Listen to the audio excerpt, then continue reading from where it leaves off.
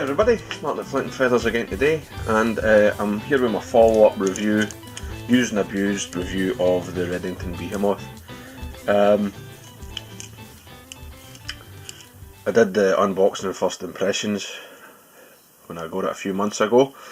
Since then I've used it offshore for mahi, some other fish, and I took it to Malaysia for a sail fishing trip where we got a few sailfish and I ran a few out on it. It's a very, very good reel. Right, it's amazing for the money. There are some quibbles, but they're pretty minor, right? Except for one. So the finish, I mentioned this in the initial video, I don't like the finish very much, and it's already kind of damaged, right? There's a few bits where it's scuffed and that, just boat rash, but it's happened very easily. I did say at the time in the first video that I would, they could have made it slightly more expensive and put a better finish on it, I thought. And yeah, it's a painted reel and the paint's scuffed, so that's a point that you need to be aware of and watch out for the point of view of kind of corrosion, especially in the saltwater environment. But that's fairly minor. You just keep rinsing your gear and look after it. The V-spool, they say at Redington that the V-spool gives you a greater backing capacity. Well, I don't think that's true. It gives you, I've got about 275 of 60-pound braid on there, which is the same as my Pacific, which is a smaller, the reel's actually smaller. It just this looks like a lot of backing. Handle could be a wee bit bigger, but again, very, very minor point. The drag is very powerful, starts up lovely and smooth, and performed wonderfully. Reed sailfish, I think I might have landed the biggest sailfish of the trip, which I'll insert a picture of it now.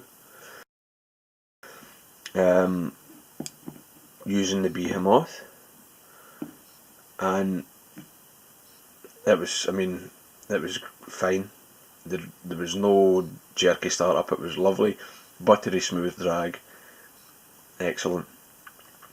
One thing that I did notice when I've been playing bigger fish with this reel is that the V-spool, I noticed there was a tendency for the backing to creep up one side if I was not very, very careful. You really need to be aware of your line lay when you're winding back under pressure to a big fish. I noticed several times at the end of a run when I was cranking a fish back in, I'd look down just to check my line lay, and it would be starting to try to creep up either of the sides, and you had to correct it. So that's something that could cause problems. That it could slip and bunch, and it could bust. You could break a rod, or you could bust off a fish, potentially. That can happen with standard shape spool reels as well, but I felt that this spool design was really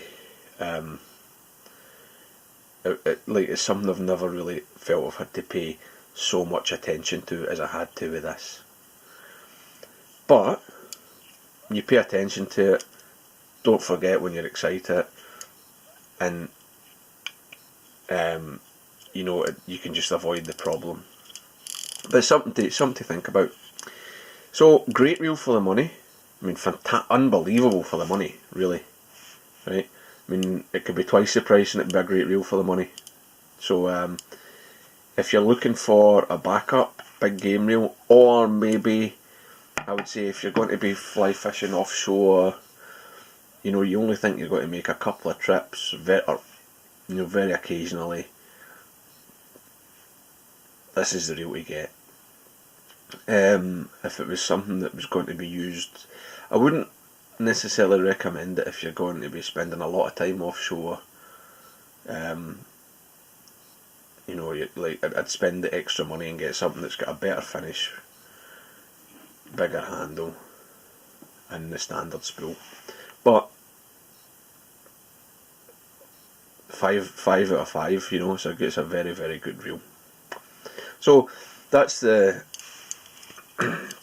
that's the used and abused full review.